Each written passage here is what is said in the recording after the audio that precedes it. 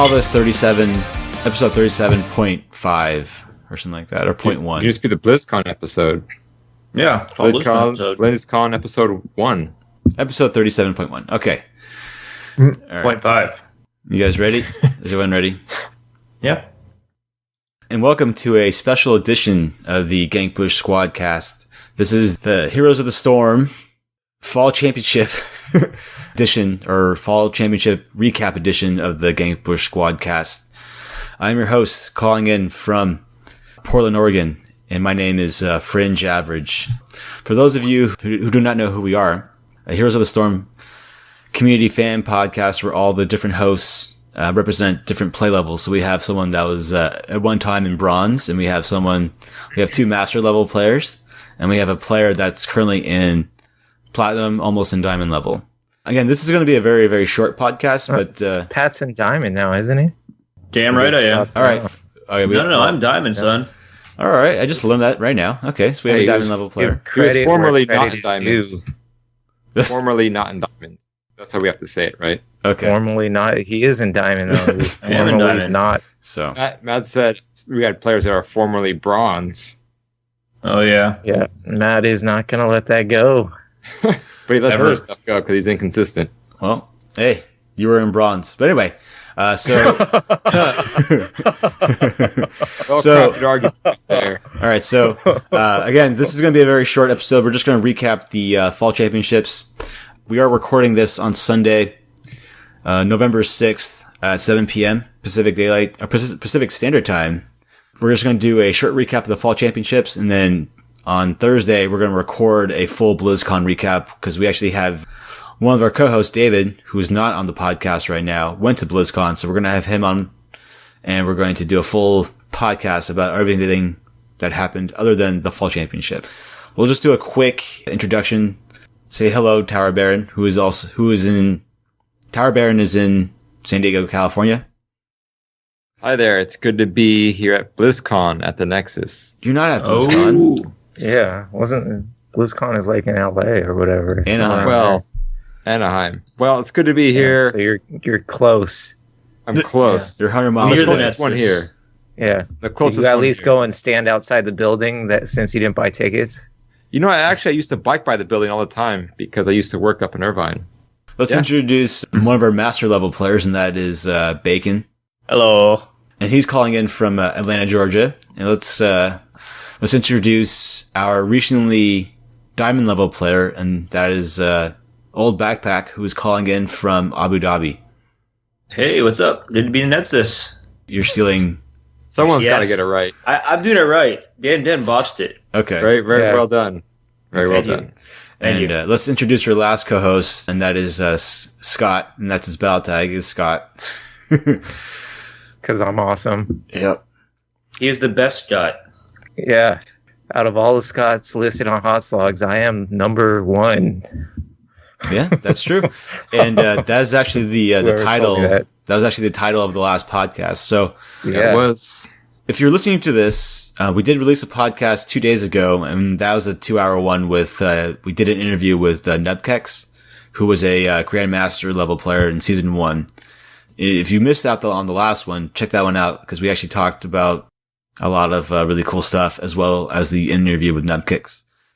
So, Bacon, how does it feel to see that you're, to see Rich lose to Fnatic? My boys let me down. One of the things about being a high-level player is I am willing to change my opinion of something if information changes. Fnatic surprised me. They've earned my respect. MVP Black disappointed me. They got too cocky. Didn't Rich say that they were going to win games in 6 to 10 minutes against Fnatic? They always say that, though. So they're always assholes. Yeah. If you... They came in super overconfident, and someone on their team, I wasn't looking at who said it, but during the interviews, like before the game started, said, yeah, we're going to blow them out, have a bunch of wins in 6 to 10 minutes, and we're not worried at all about facing Fnatic because it's going to be an easy victory. Well, their match history is very reflective of what they're saying, though. I mean, they had a Their 7-minute match game history last week. was past Was. tense, Okay, not anymore. But here's the thing. Fnatic, they play it out of their minds. They were close games and they beat them, and it was a well-deserved win. But I still think on any given day, MVP Black's still the better team. What do you guys think? Well, MVP, they lost because they can't draft. They draft for shit. Yeah, they were out-drafted that series, but I think they were extremely arrogant, and they didn't do any homework on their opponent whatsoever. Because the casters said that before the match started, they banned out Infernal Shrines, and Fnatic is bad on Infernal Shrines. oh, it's the worst map. Yeah. I just feel like the drafts are very, very like off the cuff. They didn't try to like do any type of target bans at all. Yeah, like we discussed when we were watching MVP Black, they were trying to get, their snowbally team. So if they try to force mistakes and capitalize on that and try to win the game off of those little momentum grabs that they, I guess, forced when Fnatic didn't give him any space, and they just played global heroes. Kind of picked MVP Black apart bit by bit. Well, the first game, they didn't have any globals. It was on Tomb of the Spire Queen, and they had Zool. They didn't have any globals, though. They played the map, though, by getting wave clear. It seems as though that MVP is just kind of one-dimensional then. If they just rely on getting kills and snowballing, then they're kind of one-dimensional. And it looked like they weren't trying 100%, like you guys were saying, by the lack of preparation for the match and then being overconfident, like Scott said. I mean, the entire community was expecting a Korean versus Korean final. But for a team that prides themselves on perfect play, they made a lot of mistakes. Granted, they played pretty well in the games, but they made mistakes elsewhere in the draft where they just showed up ill-prepared and their drafts were terrible. A lot of their comps, I was looking at them just like, man, none of these look good. What exactly about the comps was off? I noticed they played Chen the first game. I didn't see. I'd have to look game by game. It's like every time they lost, Fnatic was playing ETC. And it just goes to show ETC is, I guess, the best tank hero in the game right now. He is. He's been the best.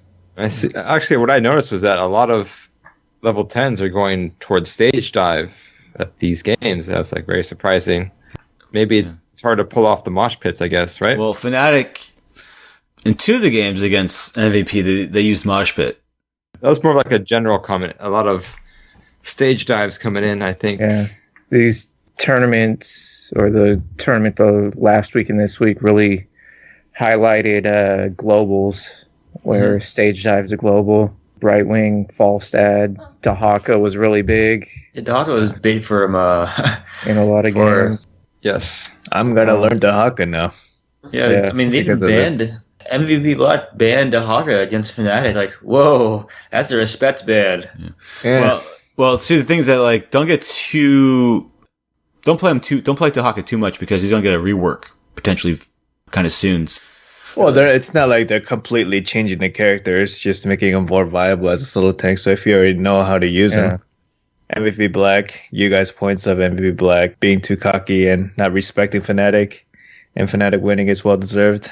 So do you guys think that Dignitas could have been MVP? Dignitas that showed up against Ballistics, they looked good, but they didn't look good enough to beat any of them. Well, they were good, but Fnatic played better this weekend, basically. But you know what's funny is that I think we can all agree that there were some misplays by Fnatic in terms of their shot calling during very risky. Oh yeah, against MVP, right? So we can all agree on that, right? What's funny is that the whole narrative before yesterday was that you have to play kind of perfect to beat MVP. There were 2 or 3 games where Fnatic made some dumb mistakes in terms of like, their shot calls, and they still lost. I guess what I'm saying is that maybe MVP was not nearly as good as we thought they were. Andrew was saying the other when we were watching the games the other day that MVP Black's known to choke in the finals and semifinals, basically. So while they play really well and people could still possibly say they're the best team in the world, when it comes down to crunch time, they don't follow through and they play worse. Yeah, they'll go like 35 games in a row and then they'll lose 3 in a row, and that knock those 3 in a row. Those 3 will be the finals. Because MVP Black played Fnatic right on last week before the during the qualifying round last week during the group stages. Didn't they play Fnatic? I think they did, and they wiped them out, I think. Yeah, I think they killed Fnatic last week, so they had like a ton of confidence, but I was very happy to see them lose. I was a fan of MVP Black, but after listening to the interview pregame of just like, oh, we're going to blow them out, we have no respect for this other team in the semifinals who have proven themselves to be good enough to play against them. I just really enjoyed watching them eat those words. Yeah, what's funny is that like after the second game, they cut to right before they end the game. They cut to the one of the players for MVP, like with his hands in his face, and it's like kind of sad. Yeah, that was really funny. He cried. Yeah, I don't think he was crying, but he was very sad that they were about to very upset. Go down 2-0. That made me laugh. I kind of like that about MVP Black, though. That cockiness to a point. Oh, it makes it fun. Who are you, Voldemort? Yeah, I could understand appreciating the cockiness, but it wasn't just cockiness. It was just a complete lack of respect for the talent Fnatic showed. It's one thing to be cocky and say, yeah, we're feeling confident we're going to win, but we're going to blow them out in 6 to 10 minutes because they're terrible compared to us, is what they basically said. So I don't know. I'm not even worried about facing them. All the team personalities right now in the scene are too polite and too conscientious of what the community thinks about them. And I think it's refreshing, actually, to not give a crap and just call people out. It'll be like, yeah, the other team, they practiced hard. We practiced hard too. So let's have a really good match and then push the esports scene forward. Like, that's so fucking boring. That's like a copy and paste stock answer. Well, I mean, wants to be like the WWF. It's one thing to be cocky, but if you're going to say those words, you better damn well back them up. And see, otherwise, they're going to be thrown back in your face. That's part of the entertainment when they can't show up. That was more entertaining, actually. That made those losses so much more juicier for Matt and Pat. Pushing those losses in my face for the next 2 hours.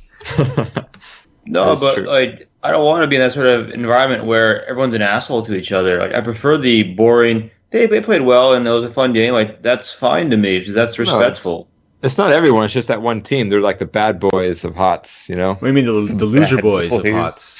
Yeah, the loser boys now.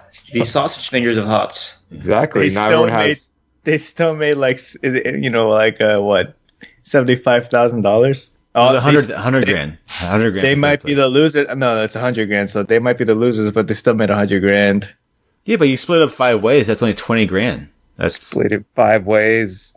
How much of that goes to the team funding them and their they also got a manager, and I'm sure they got other people who work with them who probably have to get paid as well. I'm not sure if they actually make that much money. Andrew, what did you think of Rich's play? Because I was very, very unimpressed in Game 1 when he was playing Chen. Chen is it's a new hero in its repertoire. He's still diving too hard, sometimes getting caught out. And Rich didn't really play melee assassins. He played a lot of bruisers. Yeah, and he played Medivh. Exactly. Yeah, I was wondering why they did that. Yeah. He's the best player, right? So why put him in those type of supporty type of? Well, his Medivh is great. His Medivh won the game. They won with Medivh. But they lost with Chen. They lost when he was Leoric. And Zeratul. Zeratul did. He saved Tor when he was Zeratul. He saved Tor on that 5-man push where there was a misplay by Fnatic, which I don't think it was. I think Rich just defended the shit out of that Tor. Well, there's also that one play where they're all at 20 level 22s or whatever, and they're all trying to. Fnatic is all less than half life, and they're all trying to recall back. Mm-hmm. And Zeratul and the Li Ming come in the bot lane, try to gank him, and they just Fnatic just kills the Li Ming immediately, and that ends the game for them. How about that? Yeah, that was an overextension. That was in a really bad spot to begin with. Yeah, I mean they got desperate because they were behind. Well, yeah, that was a move of desperation. So I don't know. I was very, very unimpressed for the most part from Rich. I feel like they should have used it. I think whoever drafted, I don't know. I don't know what's going on with the drafting. It's just they're so weird. He should have been playing some kind of high burst or high impact heroes, and he was just like on off tank duty, which is weird. Yeah. Well, let's talk about Ballistics and Dignitas. So what do you guys think of that? Dignitas was able to take one game off of Ballistics. Ballistics game is really tight. Watching them and MVP Black did this not on during the semifinals, but pretty much every game before the semifinals. Is both the Korean teams, every time they got like a kill, they grouped up a lot and they just like 5-man push like a fort down like immediately, and they were really able to capitalize off these kills and get a lot of structural damage, which in turn opens up the map for them, makes getting objectives and whatnot easier for them, because there's nothing for like Dignitas or whoever they're playing against to retreat to. So I noticed that was a big part of their strategy for winning. One thing I noticed is that when I watched Ballistics, like they kind of outdrafted both Fnatic and Dignitas. And it seems as though that Ballistics actually did their homework on their opponents. They're for sure hungrier. Yeah, well, they got to see MVP Black lose and see how good Fnatic was, and really kind of get a handle on how Fnatic was playing. You don't really do that 30 minutes before your match. This is something they had prepared maybe a few days ago, at the very least. Yeah, but the way Fnatic played in the semifinals and finals was above and beyond how they played anywhere during the rest of the tournament. I agree with that. They didn't look that good Friday, and last week they did not look good at all. They played against Zero Panda on Friday, right? Or were they playing against these Buff Arthas? I think it was Zero Panda. 2-1. Yeah, because I had a note written down. I believe Fnatic played against Zero Panda, where I wrote down Zero Panda through game 3 that Fnatic took. So it very easily could have been Zero Panda going into those semifinals rather than Fnatic. They just played a lot better on Saturday. Yeah, I think, Fnatic played really well, but their shot calls there's some major shot calls that are like, really? You're going to do that? You're going to walk all the way from top lane to bottom lane to go after core? Yeah, really? They really got aggressive in trying to capitalize stuff. Yeah, like Sky Temple, there were like a few times where they tried to like go core early when it's like level 7. Their hero levels were around like 17, 18. And they killed 2 people, so it's a 3v5, and it's taken like 25 seconds to run from where you won the fight to core. And it's like there's 3v5 against a core is kind of hard to do, and then once you get to core, the other 2 people are respawning within like 10 seconds of you get there. That's just not enough time. They should have went for structural damage and looked to take out some more keeps. They had some bad calls, but overall they... What's funny is that Fnatic has never won a European regional. And they were able to topple MVP. I find that kind of funny. A team that was never ever able to be the best in Europe was able to beat MVP. Do you guys think that the Europeans are kind of getting closer to the Koreans in terms of their play level or skill level, or is it more like the Koreans, like MVP, just had a bad day? You know what, though? I think both regions got better, but the gap is still there. I think the gap is getting a little closer.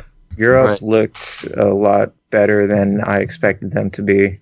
I'm just wondering, from my impression of watching the matches, was that when the European teams maybe got a slight advantage, it always seemed to me like I was uneasy about them, whether they can hold it or not.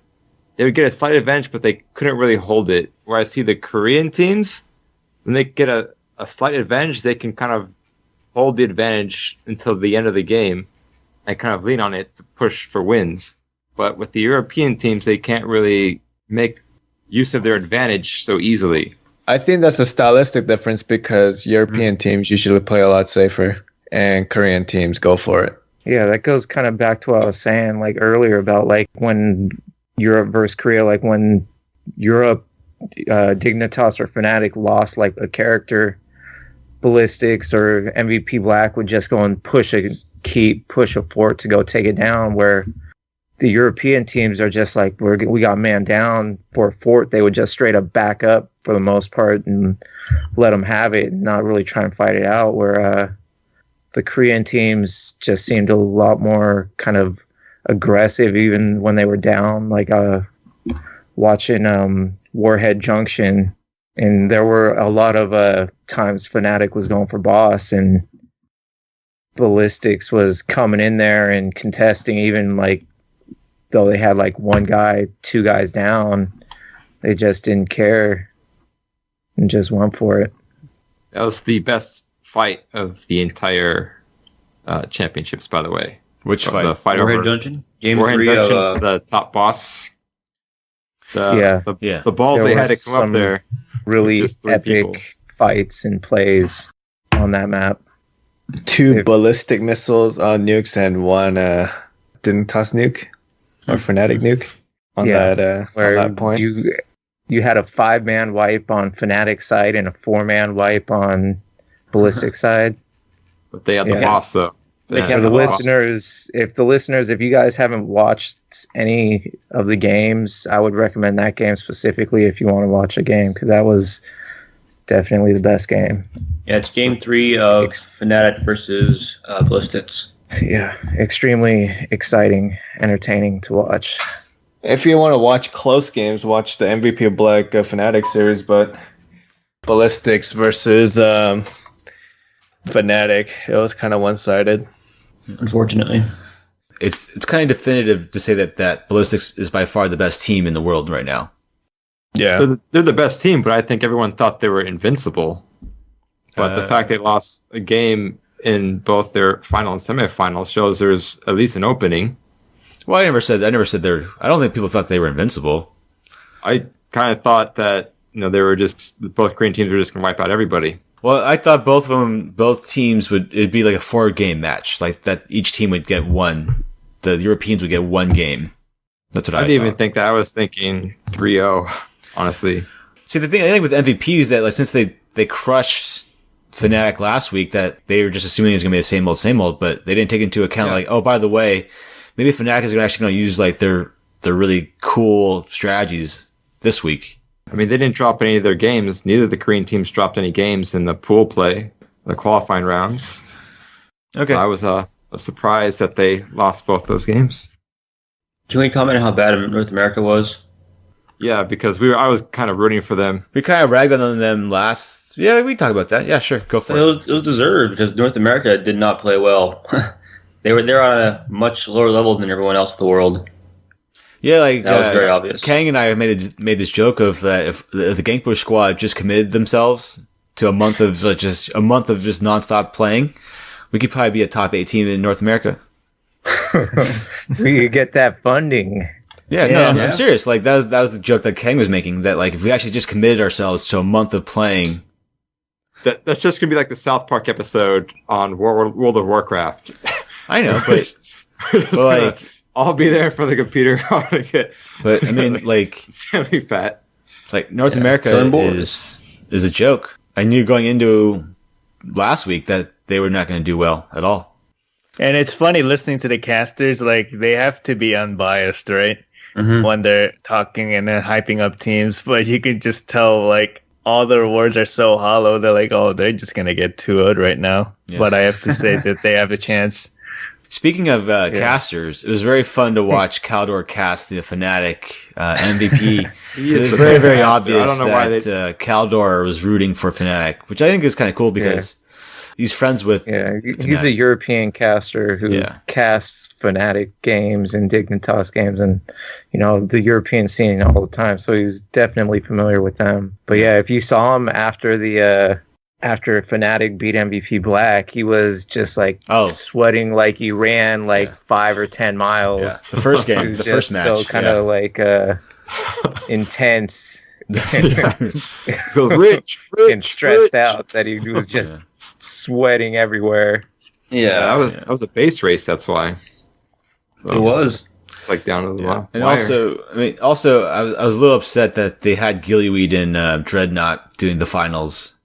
You took not Caldor? You take even Wolf was really good. Like you take two like the weaker casters and put them at BlizzCon. I'm like, eh.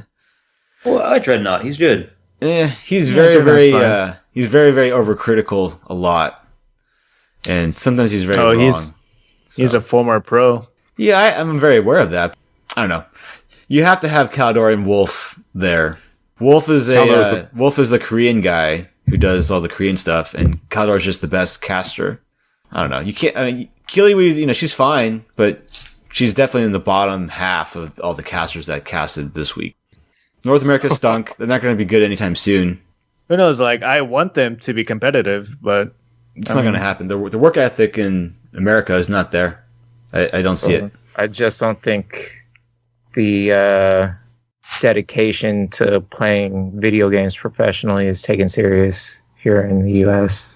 Yes, not at all. It's part of it. But, I mean, maybe that'll change a little bit with Blizzard restructuring the pro scene and having, like, the top 8 teams from each region getting, like, guaranteed money. That might attract and encourage more dedication. But here's the thing, though. Like, a lot of people are saying, yes, that's true. But as much as North America and other weaker regions are going to be growing, that the better regions like Korea and Europe are also going to be growing that much. So the skill gap stays the same. I say it widens because... You know what I mean? Yeah, they're growing too. And so are we, but we're going slower than they are. So I think the skill gap widens even worse. NA goes from like a 4 to a 7, but Korea goes from 10 to 13. It's still the same shit, same story as before. Yeah, and I kind of wish that I don't want North America to have two. I don't want them to have 2 guaranteed tickets anymore to these globals anymore. They don't deserve it. No, they should be relegated to like the New Zealand, Australia region. No, you're crazy. No. What I'm saying, What I mean is that they should only get 1 team. That's all I'm saying. North America does not deserve 2 teams anymore. Well, how many teams were entered into the tournament? 16. So you got what? 2 European. It was 12 for BlizzCon. 12. Sorry, 12. But like, I think 2 from I'd rather Europe, US, Korea, I don't know, China, New Zealand, Australia, and then you have Latin America. Just take 1 from North America. Actually, or maybe just combine North America and Latin America. Then fuck it. But like, so you'd have 10. That's kind of no. No, you give 1 extra one to Korea, and you give 1 extra one to like Europe. Oh, that's not fair. Or you give 1 extra one, or just have like there be like a free for all for like the last 2. Have like a tournament for like the last 2. You mean like preliminaries? No, just say like whoever didn't make it to BlizzCon, the last 2 tickets are up for grab. They're open to the public. We'll have a tournament. And if you want like one of the last 2 tickets, they're open to everyone. And then just let that happen. That'd be cool. I think it was fine the way it was set up. Yeah, I thought it was set up, man. I mean, Americans want to see Americans. No, Americans. No. Americans want to see white people. That's what they want. Don't kid yourself. That's a half truth. I kind of agree with that. Don't kid. Like everyone wanted Dignitas and Fnatic to win in that fucking room. They didn't care about the crowd did. Yeah. Yeah. So don't give me that bullshit about like Americans. It's white people. So. Oh yeah. Yeah. Well, I think it's just a room for the underdogs. I don't know if it's white people. I think it's more so that the European teams can speak English and the Korean teams don't. So it's more relatable, somebody you can understand. Maybe for a small percentage. Yeah, I guarantee you if MVP Black did all that trash talking themselves in English, like everyone in that room is going to go crazy for him. But they don't. I have one more comment to add. So at the very end of the last match where Ballistics won, all 5 members of Ballistics held up the gigantic trophy with the HOTS emblem in it. And Kang made a hilarious joke where he said that's probably the only type of time they lifted anything over their shoulder in like 5 years. So they need all 5 of them to hold it up. Look at them. They got like fucking spaghetti arms. One more thing I was going to ask you guys. Did you guys kind of think PBA was a bit of a dark horse? Like maybe they had a shot And they just played too bad. Of course. Of course they had a shot. They had like a legitimate shot to get to the semis. Yeah. And they played really, really bad. They're drafting. See, their player pools are kind of limited. They were easy to kind of draft against or ban against. No, it's just that they couldn't really adapt very well. Yeah. I see. Yeah, if their player pool's limited, you throw out the bans to avoid what you don't want to see. But even then, if their player pools are limited, you can kind of counter pick them way easier because they're not going to play certain heroes. Yeah, I mean, there were times where they would just ban Illidan just to ban it because they didn't want to play against it. So they just couldn't handle it. Like, you can't go to the semifinals if you play like that. Nobody likes playing against Illidan, but he's overrated. Yeah. He requires too many resources. Yeah, like MVP had a game with Illidan, and they lost because they didn't have enough damage because they had to like build a team around the Illidan with like a Tassadar and Fnatic countered that by having 2 supports, right? Yep. Yeah. So they're like, yeah, you can come at us, but like we're gonna outsustain you because we have 2 supports. Wasn't so much the 2 supports was a quarter of the story. The main thing was that they had 2 blinds. Yeah. And that nullifies his damage. Mm-hmm. The support helped, but having 2 blinds to where you have KT do a lot of damage, and that's the entire rest of your team does maybe 1.5 times KT's damage from 4 people. That really hurts. Yeah, Illidan was banned 45% of the games. Yeah, you put a lot of resources into the Illidan basket, but in reality, it was all on KT's shoulders to do the damage. What Illidan does is 2 out of 7, 2 out of 9 games. What Illidan does, and he's the best in the game at it pretty much, is he chases people and he kills the low health target heroes. But if you can't get anybody into that position, not that good. And you know what? I got a bone to pick with PBA. Not one time they fucking picked Arc this tournament. What's wrong with? Oh yeah. Yeah, I need to go through all the stats on heroes played and shit and do an analysis and bring that up next. Masterleague.net and there's a meta tab. Yeah, well, basically just learn Dahaka and learn Leoric. You'll be fine. You don't really need to learn Leoric, but Leoric's pretty easy to play. Yeah. I was surprised he got as much play as he did, though. Tank pressure, man. Like all these big guys. Leoric's only really good when the other team has double tank. Did you guys notice that the lack of tanks really showed itself, especially in the semifinals? Lack of tanks? There's plenty of tanks. Well, no, single tanks. Because I remember one matchup, Ballistics against Dignitas, where Ballistics banned out both Johanna and ETC or something. Yeah, actually, I forgot to mention that. I'm glad I'm still recording. I'll just re-edit all this, but yeah, and they had to pick Zarya and Leoric, I think. See, that's where I was talking about, like in the last podcast. We were talking about like how there's not enough tanks. They banned out, like they took one, and they banned out the other 2, and then like Fnatic was like, "Fuck, we don't have any tanks left." Yeah.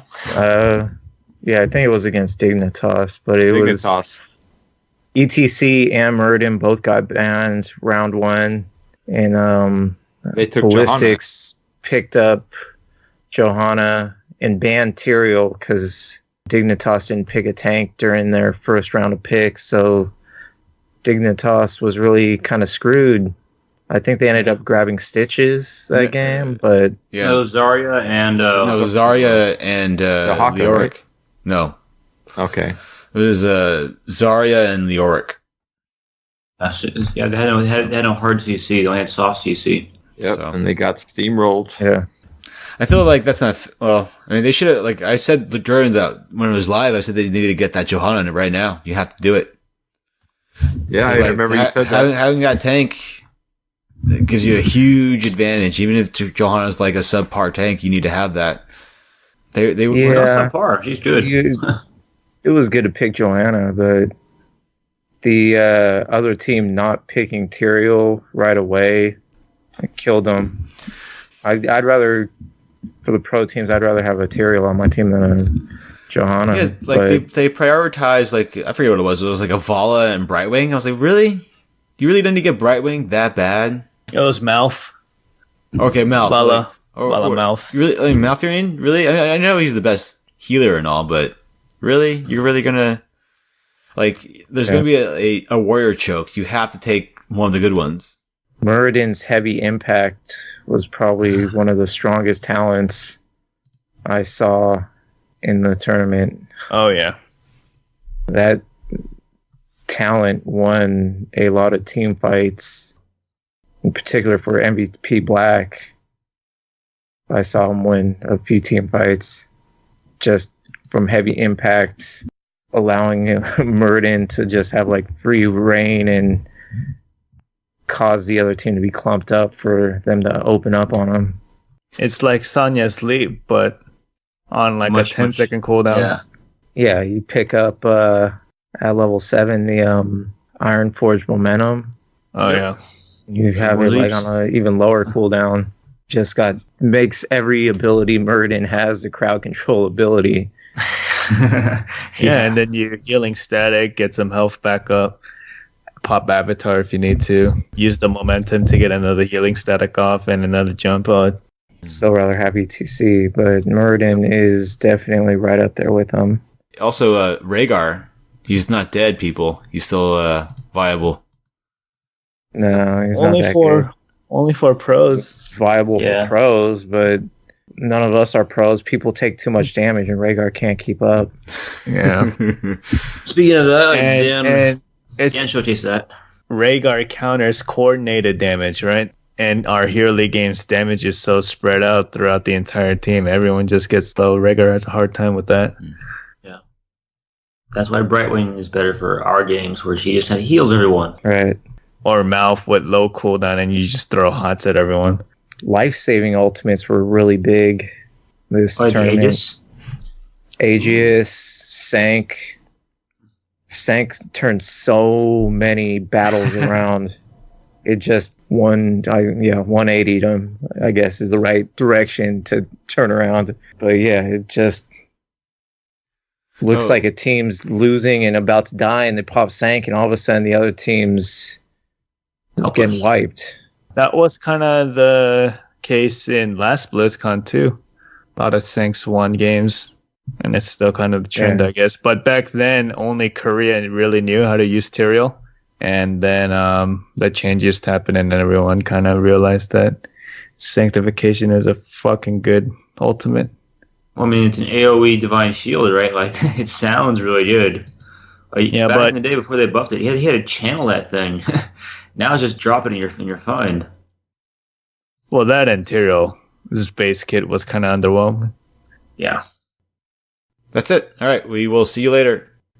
Well, again, if you're listening to this, if you didn't check out the last episode, the one with the interview with Nebkicks, go ahead and check that out. Also, we'll cover the rest of BlizzCon in the next podcast, which we'll record in a couple days. And hopefully by then we'll have David Dunn, who's actually at BlizzCon. All right, Dan. And we'll see you in the Nexus.